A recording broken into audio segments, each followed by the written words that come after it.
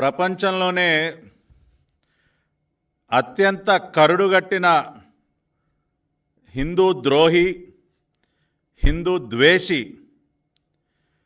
ఈ రాష్ట్ర మాజీ ముఖ్యమంత్రి వైఎస్ఆర్సీపీ అధ్యక్షుడు జగన్మోహన్ రెడ్డి. ఇతను చేసినటువంటి పాపం ఈ రోజున ప్రపంచవ్యాప్తంగా ఉన్నటువంటి కోట్లాది మంది హిందువుల యొక్క మనోభావాల్ని తీవ్రంగా దెబ్బతీసింది. ఇతను చేసినటువంటి పాపం గురించి తెలుసుకున్న తర్వాత ప్రతిరోజు ప్రతి ఒక్క హిందువు ఆ వెంకటేశ్వర స్వామి ముందు నిలబడి, స్వామి క్షమించండి స్వామి, జరగరాని ఘోరం జరిగిపోయింది, ఎంతో భక్తిభావంతో మీకు నైవేద్యంగా అందించినటువంటి ప్రసాదంలో, భక్తులకు అందించినటువంటి ప్రసాదంలో ఈ రాష్ట్రాన్ని గతంలో పరిపాలించినటువంటి ఒక దుర్మార్గుడు చేసినటువంటి పాపం వల్ల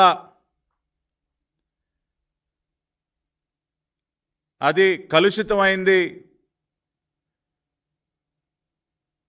యానిమల్ ఫ్యాట్, జంతు పదార్థాలతో అది కలుషితమైంది.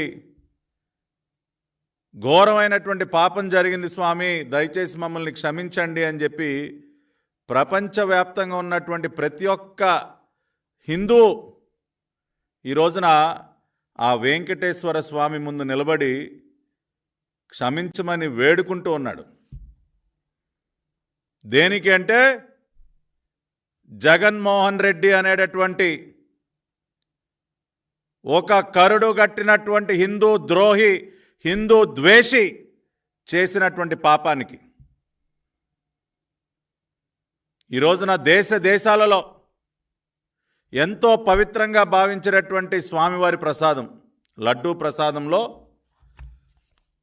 ఈ ల్యాబ్ రిపోర్ట్స్ ఆధారంగా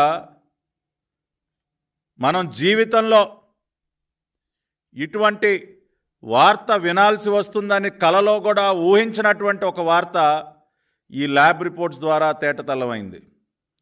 స్వామివారి లడ్డూ ప్రసాదంలో యానిమల్ ఫ్యాట్స్. నిజంగా ఒక్కసారిగా గుండె పగిలినంత పనైంది మనందరికీ.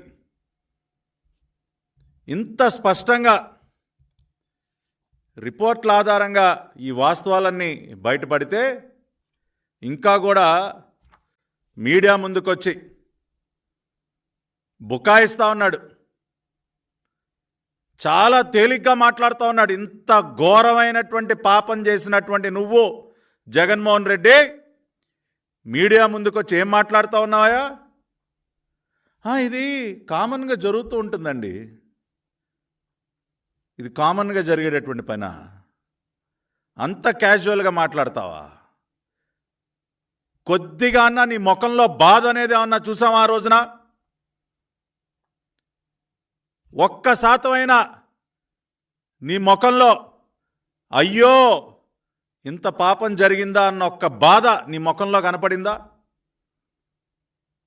ఏంటయా కామన్గా జరిగేది? తిరుమల శ్రీ వెంకటేశ్వర స్వామి వారి యొక్క దేవస్థానం యొక్క చరిత్రలో నాకు తెలిసి ఇటువంటి ఘోరమైనటువంటి పాపం ఎప్పుడూ జరిగి ఉండదు. ఇటువంటి పాపం చేసేటటువంటి సాహసం కూడా కలలో కూడా ఎవడూ చేసి ఉండడు. ఎందుకంటే స్వామివారంటే అంత గౌరవం, భక్తి ప్రతి ఒక్కరికి. కానీ నువ్వు ఇవాళ ఒక హిందూ ద్రోహివి కాబట్టి, ఒక హిందూ ద్వేషివి కాబట్టి, నీకు హిందూ ఫోబియా ఉంది కాబట్టి, హిందూ మతం పట్ల నీకున్నటువంటి ద్వేషభావం ఎటువంటిదో నీ 5 సంవత్సరాల పరిపాలనలోనే చూసాం కదయ్యా. ఎన్ని దేవాలయాలపైన దాడులు, రథాలని తగలబెట్టడం, రామతీర్థంలో ఆఖరికి రాముల వారి విగ్రహాన్ని కూడా ధ్వంసం చేసేటటువంటి పరిస్థితి. ఇన్ని జరుగుతూ ఉంటే నీ పరిపాలనలో ఏ రోజైనా వాటిని కట్టడి చేసే ప్రయత్నం చేశావా? దోషులని శిక్షించావా? తాడేపల్లి కొంపలో కూర్చొని పైశాచిక ఆనందం పొందుతూ ఉన్నావు. అందుకనే నువ్వు హిందూ ద్రోహి, హిందూ ద్వేషి, you are anti Hindu mister Jagan Reddy. గతంలో ఎప్పుడూ లేని విధంగా ఎప్పుడు కూడా ఆంధ్ర రాష్ట్రంలో మత సామరస్యం ఉండేది. నారా చంద్రబాబు నాయుడు గారు ముఖ్యమంత్రిగా ఒక రిలీజియస్ హార్మనీ, అన్ని మతాల్ని గౌరవిస్తూ అన్నిటికీ సమప్రాధాన్యతనిస్తూ ఒక రిలీజియస్ హార్మనీ మెయింటైన్ చేస్తే తమరు వచ్చి దాన్ని పూర్తిగా ధ్వంసం చేసి విచ్చలవిడిగా ఒక మతంపై దాడులని ప్రోత్సహించినటువంటి మీరు ఇవాళ అకస్మాత్తుగా హిందూ మతం గురించి, హిందూ దేవుళ్ళ గురించి మీరు మాట్లాడుతూ ఉన్నారు. మీ 5 సంవత్సరాల పరిపాలనలో తిరుమల కొండపైన ఎన్ని ఘోరాలండి! అన్యమత ప్రచారాలు, బస్ టికెట్లు వెనక ముద్రించటాలు, అన్యమత ప్రచారాన్ని, తిరుమలకు వెళ్ళే బస్ టికెట్లు, బస్సుల్లో ఇచ్చినటువంటి బస్ టికెట్లు వెనక అన్యమత ప్రచారం. ఏమన్నా చర్యలు తీసుకున్నారా? తిరుమల కొండపైన అన్యమత ప్రచారం జరుగుతుంటే ఏమన్నా చర్యలు తీసుకున్నారా? రథాలు తగలబెట్టిన వాడిని ఒక్కడిని పట్టుకున్నారా? దేవాలయాలపైన దాడులు చేసిన వాళ్ళని శిక్షించారా? ఏం చేశారండి? ఆఖరికి టీటీడీ స్వామివారి ప్రసాదంలో కూడా కేవలం తమ కాసుల కక్కుర్తి తీర్చుకోవటం కోసం దానిని కూడా కలుషితం చేసి యానిమల్ ఫ్యాట్స్తో. ఈ రోజున నేను తెలుగుదేశం పార్టీ జాతీయ అధికార ప్రతినిధిగానే కాదు, ఒక హిందువుగా మాట్లాడుతూ ఉన్నా, స్వామివారి భక్తుడిగా మాట్లాడుతూ ఉన్నా. ప్రతిరోజు ఉదయాన్నే లేచి స్వామివారి ముందు నిలబడి ఆయనని ప్రార్థించేటటువంటి శ్రీ వెంకటేశ్వర స్వామి భక్తుడిగా నేను మాట్లాడుతూ ఉన్నా. ఈ విషయం తెలిసిన దగ్గర నుంచి నేను ఎంత బాధపడ్డానో ఆ భగవంతుడికే తెలుసు. ఇంత పాపం చేసి వాళ్ళ తగుదునమ్మా అంటూ ప్రధానమంత్రికి లేఖ రాస్తావయ్యా మిస్టర్ జగన్మోహన్ రెడ్డి?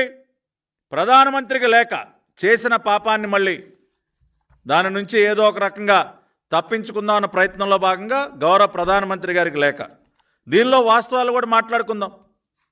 ఇవాళ ఈ హిందూ ద్రోహి జగన్ రెడ్డి రాసినటువంటి లేఖలో ఆయన ప్రస్తావించినటువంటి అంశాలు చూసినట్లయితే, I'm writing this letter to draw your kind attention to the outrageous developments.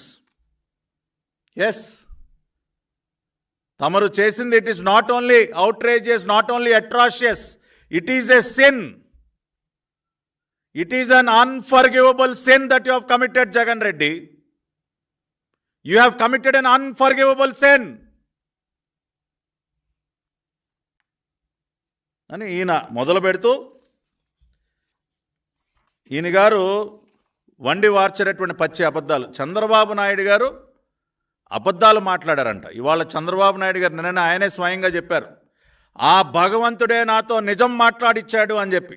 ఆ వెంకటేశ్వర స్వామి నాతో నిజం పలికించారు, నా ద్వారా నిజాల్ని భక్తులకి తెలియజేసే విధంగా ఆ వెంకటేశ్వర స్వామి చేశారు అని చెప్పి చంద్రబాబు నాయుడు గారు మాట్లాడుతుంటే, నువ్వు చంద్రబాబు గారి గురించి అబద్ధాల గురించి నువ్వు మాట్లాడతావు. ఇవాళ నువ్వు రాసినటువంటి అబద్ధాలు ఈయన చెప్తారండి. ఏదైతే ఏఆర్ ఫుడ్స్ నుంచి కలుషితమైనటువంటి నెయ్యి, యానిమల్ ఫ్యాట్స్తో కూడుకున్నటువంటి నెయ్యి ఏదైతే వచ్చిందో అది అసలు వాడలేదంట. The possible adulterated ghee arrived at Tirupati only on 12th July 2024 and the same was rejected. జూలై 12వ తేదీన మాత్రమే నెయ్యి వచ్చిందంట ఏఆర్ ఫుడ్స్ నుంచి.